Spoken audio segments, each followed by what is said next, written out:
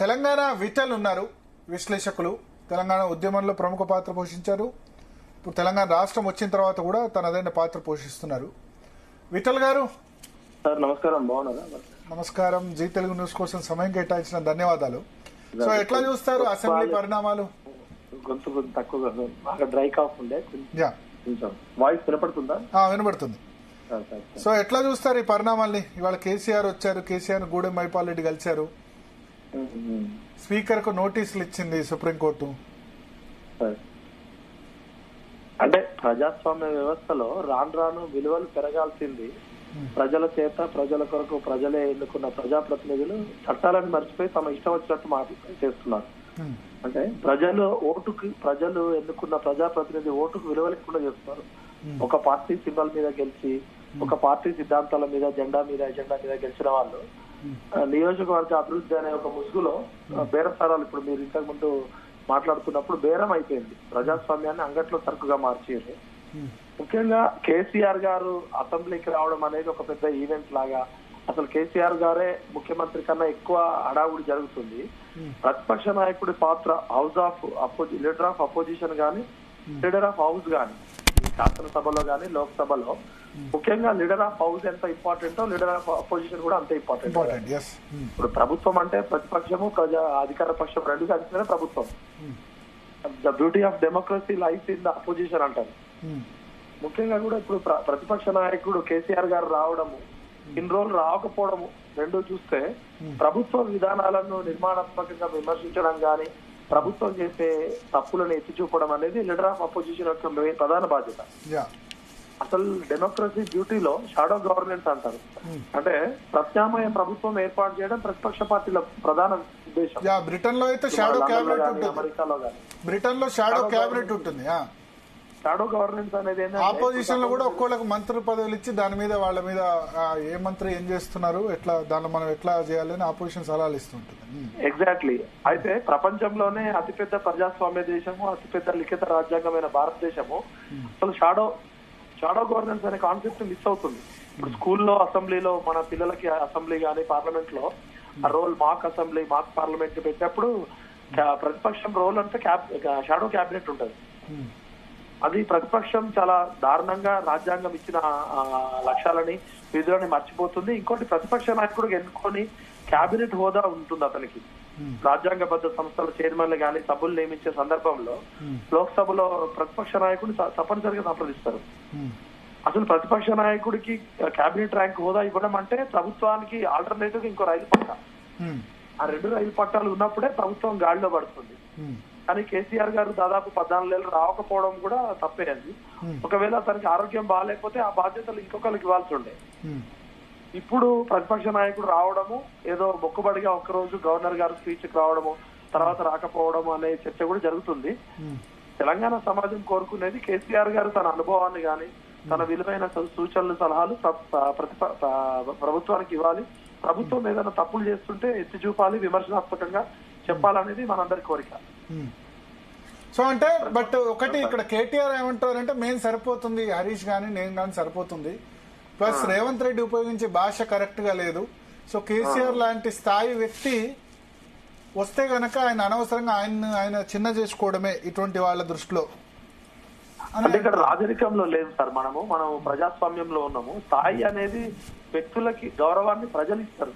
ఇప్పుడు leader of opposition అనేది రాజ్యాంగబద్ధంగా ఎమ్మెల్యేలో 10వ వంతు ఉన్న టీఆర్ఎస్ పార్టీకి 39 సీట్లు రావడం వల్ల లీడర్ ఆఫ్ అపోజిషన్ అనే స్థాయి ప్రజలు ఇచ్చారు, ప్రభుత్వం ఇచ్చింది. ఆ స్థాయి తీసుకున్నప్పుడు ఆ స్థాయికి తగ్గ విధులు కూడా నిర్వహించాలి కదా. ఒకవేళ కేసీఆర్ గారికి ఏమైనా ఇబ్బంది ఉంటే రాలేకపోతే లీడర్ ఆఫ్ అపోజిషన్ కూడా మరి కేటీఆర్ నో, హరీష్ రావునో ఇంకెవరినైనా పెట్టుకోవాలి.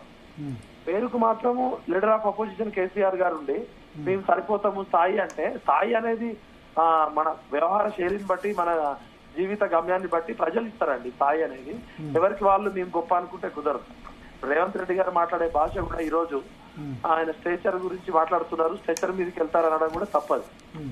స్ట్రెచర్ మీద నుంచి వెళ్ళారు, ఇప్పుడు మార్చురీకి వెళ్తారు అంటున్నారు.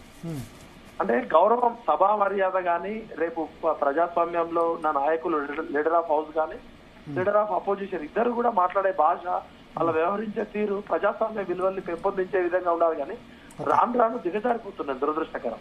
ఓకే, అంటే ఇప్పుడు అది మారాలి, ఇద్దరు కూడా అంటే కేసీఆర్ అసెంబ్లీకి రావాలి, రేవంత్ రెడ్డి కూడా తన భాష మార్చుకోవాలి, అంతేనా? అది ఇద్దరి బాధ్యత కదండి. ఇప్పుడు లీడర్ ఆఫ్ హౌస్ గా రేవంత్ రెడ్డి గారి భాష మార్చుకోవాలి, ఆయన లీడర్ ఆఫ్ అపోజిషన్ కి గౌరవం ఇవ్వాలి కదా. స్ట్రెచర్ మీద ఉన్నాడు, రేపు స్టేటస్ కోసం స్ట్రెచర్ నుంచి స్ట్రెచర్ మీదకి పోతాడు, కొన్ని రోజుల్లో మార్చురీకి పోతాడు అనడం అది సభ్య సమాజం అంతా కూడా ఖండించాల్సిన విషయం. ఎక్కడన్నారు ఈ మాట? ఈ రోజు మన ఉద్యోగ నియామకాలు అందిస్తూ ఆయన స్ట్రెచర్ అంటున్నాడు, స్ట్రెచర్ నుంచి స్ట్రెచర్ కి పోయిండు, కొన్ని రోజులు అయితే మార్చురీకి పోతారని చెప్పి రేవంత్ రెడ్డి గారు ముఖ్యమంత్రి గారు ఆ విధంగా మాట్లాడడం మనందరం ఖండించాలి. అదేవిధంగా కేసీఆర్ గారు కూడా హౌస్ కి రావాలి, హౌస్ కి వస్తే ప్రభుత్వం చేసే తప్పులు కానీ కాంగ్రెస్ అధికార పక్షం చేసే తప్పులు ఎత్తి చూపొచ్చు. ఈ అసెంబ్లీని గాడిలో పెట్టాలి కదా. అల్టిమేట్ గా కేసీఆర్ గారికి అనుభవం ఉంది, స్వతహాగా తెలియకల్లోడు తెలంగాణ రాష్ట్రం కొట్లాడి సాధించిన ఆయన పేరుంది, ఆయన అనుభవం ప్రజలకు ఉపయోగపడాలి కదా. ఓకే, ఇద్దరు కూడా ఇదేదో వ్యక్తిగత కుస్తీ పోటీలాగా నీ స్టేచర్ గొప్పది నా స్టేచర్ గొప్పది అని కాదు. అల్టిమేట్ గా ప్రజలకి జవాబుదారీతనంగా ఉండాలి, ప్రజా జీవితంలో ఉన్న ఇద్దరు నాయకులు వాడే భాష ఉండాలని కోరుతున్నాను. ఓకే, ఇప్పుడు ఇంకొక అంశం పార్టీ ఫిరాయింపుల అంశం. ఇవాళ గూడెం మైపాల్ రెడ్డి వెళ్లి కేసీఆర్ ను కలిశారు. సో మొన్న కొన్ని కామెంట్ చేశారు కాంగ్రెస్ పార్టీ గురించి, ఆ కామెంట్స్ నేను ప్రస్తావించలేను ఎందుకంటే చాలా దారుణమైన కామెంట్స్, అన్పార్లమెంటరీ లాంగ్వేజ్ మాట్లాడారు. సో ఎట్లా మీ ఉద్దేశంలో కాంగ్రెస్ నుంచి బయటకు వస్తాడు అనుకుంటారా, వస్తే కేసీఆర్ తీసుకుంటారు అనుకుంటున్నారా? అంటే పార్టీ ఫిరాయింపుదారుల చట్టం అనేది మనము ఇప్పుడు ఇంతకు ముందు లాగా స్పీకర్ విచక్షణ నిర్ణయం మీద లేదండి. సుప్రీంకోర్టు ఇటీవల ఇచ్చిన లేటెస్ట్ తీర్పులో 3 నెలల కాలం నుంచి ఎక్కువసేపు పెట్టుకోకూడదు. గతంలో మహారాష్ట్రలో గానీ, అస్సాంలో గానీ, మణిపూర్ లో జరిగింది ఏంటంటే చాలా మంది సభ్యులు కోల్పోయారు. ఇప్పుడు వీళ్ళ భయం ఏంటంటే ఎవరైతే పార్టీ మారారో ఆ నియోజకవర్గ అభివృద్ధి పేరుతో వాళ్ళందరికీ సుప్రీంకోర్టు స్పీకర్ గా ఆఫీస్ కూడా నోటీస్ పంపించినట్టుంది. అవును, ఇవాళ ఖచ్చితంగా పోతుందనే భయంతో వీళ్ళు పిల్లి మొగ్గలు వేస్తున్నారు.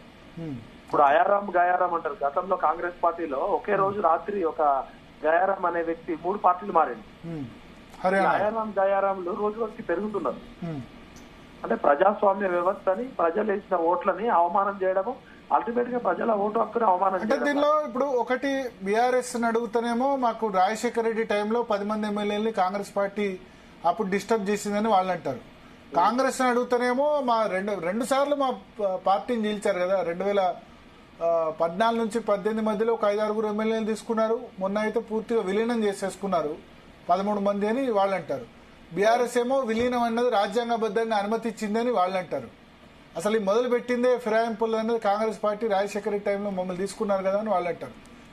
అయితే కాంగ్రెస్ పార్టీ అయినా, టీఆర్ఎస్ పార్టీ అయినా, ఏ పార్టీ అయినా రాజ్యాంగానికి లోబడి చట్టసభల యొక్క గౌరవాన్ని పెంపొందించే విధంగా ఉండాలి.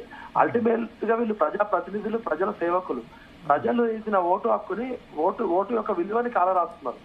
ప్రజలు ఒక పార్టీ సింబల్ మీద, ఒక పార్టీ సిద్ధాంతం మీద, ఒక పార్టీ కండవా కప్పుకొని గెలిచినందుకు వాళ్ళు ఆ పార్టీకి కట్టుబడి ఉండాలి, లేకపోతే వాళ్ళు ఆ పార్టీకి రిజైన్ అన్న చేయాలి.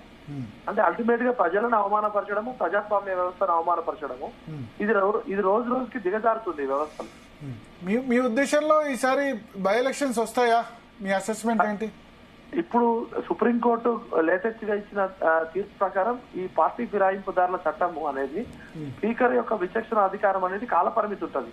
ఆ కాల పరిమితికి మించి దాటితే ఖచ్చితంగా మనకి అస్సాంలో గానీ, ఢిల్లీలో ఆమ్ ఆద్మీ పార్టీ ఎమ్మెల్యే కూడా ఒక అతను కోల్పోయాడు. ఖచ్చితంగా ఎలక్షన్స్ అక్కడ మీ ఆమ్ ఆద్మీ లేకపోతే అది చేసింది అక్కడ వాళ్ళు అనుకూల స్పీకర్ అధికార పార్టీ నుంచి ప్రతిపక్షం కోతనేమో వేటేస్తున్నాడు, అధికార పార్టీకి వస్తే వేయట్లేదు. మహారాష్ట్ర కేసులో కూడా 3 నెలలని చెప్పింది, కానీ అప్పటికే ఎలక్షన్స్ వచ్చేసాయి, వాళ్ళ మీద ఎవరి మీద వేటు పడలేదు.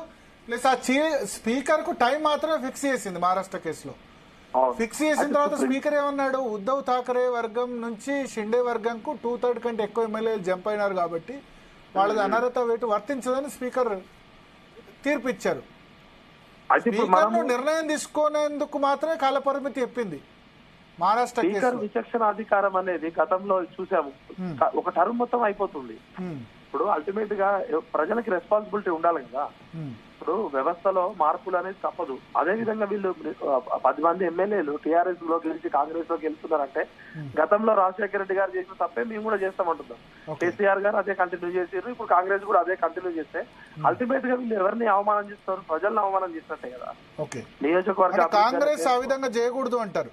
ఈ విధంగా అది కరెక్ట్ కాదు కదండి. కానీ వాళ్ళు ఏమంటారంటే మా ప్రభుత్వాన్ని కూలగొట్టాలని అక్కడ ప్రయత్నం జరుగుతుంది, రాగానే 5 ఏళ్ళు ఉంటుందా లేదా అని అన్నారు, డీస్టెబిలైజ్ చేయాలనుకున్నారు, అందుకనే తీసుకున్నాం అంటారు.